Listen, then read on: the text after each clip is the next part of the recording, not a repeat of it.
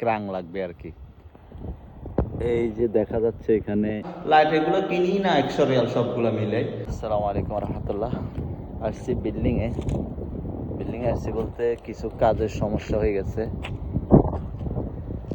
কাজটা মূলত আসলে কারেন্টের মিস্ত্রির, বাট কারেন্টের মিস্ত্রির সাথে এখন বসের একটু ঝামেলা চলতেছে। ঝামেলা বলতে আমি দেখাই, এই যে দেখা যাচ্ছে এখানে তারগুলা, এটা একটা এরপরে গিয়ে আপনার জানলার নিচে এগুলাতে যে লাইটগুলা লাগবে, এখন কারেন্টের মিস্ত্রি বলতেছে সিঁড়ি মানে সিল্লাম দিয়ে লাইটগুলা লাগানো সম্ভব না, ওর জন্য উইন্স লাগবে। উইন্স বলতে ওই যে ক্রাং লাগবে আর কি। এখন বসে বলতেছে এই 5-6টা লাইটের জন্য আমি ক্রাং নিয়ে আসব। একটা ক্রাং নিয়ে আসলে 500-600 রিয়াল নিয়ে নিবে, কারণ এখানে পাওয়া যায় না, জিদ্দা থেকে নিয়ে আসা লাগবে। মূলত যখন সিগালা ছিল তখন কারেন্টের মিস্ত্রি বলছে যে এখন রঙের সিগালা আছে, লাইটগুলো নিয়ে আসেন আমি লাগাই দিই। এরকমই এই লাইটগুলো এভাবে লাগায় যখন মানে বাইরে, বিশেষ করে বাইরে উপরে লাইটগুলা সিঁড়ি দিয়ে লাগানো সম্ভব হয় না, কারণ ড্রিল থাকে, এরপরে আপনার জিনিসপত্র ধরা লাগে। সো সিগালা হইলেই ভালো হয়।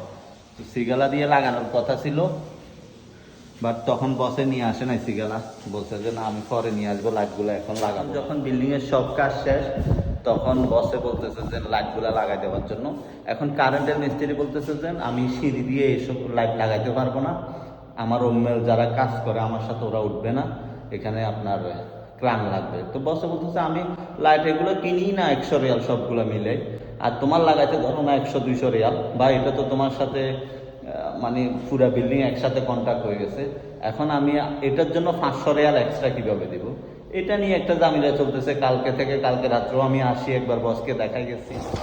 আমি যদি জানলা থেকে লাইটটা দেখানোর চেষ্টা করি, এই তার এটা এখানে দেখা যাচ্ছে কিনা জানি না, এটা একটা, এরপর উপরে নিচে আরেকটা আছে, উপরে। এখন কালকে রাত্রে বসের সাথে আমার কথা হয়েছে, আমি যখন টুকটাক কারেন্টের কাজ করি আমি ওনাকে দেখাইছিলাম যে এভাবেও লাগানো যাইতে পারে।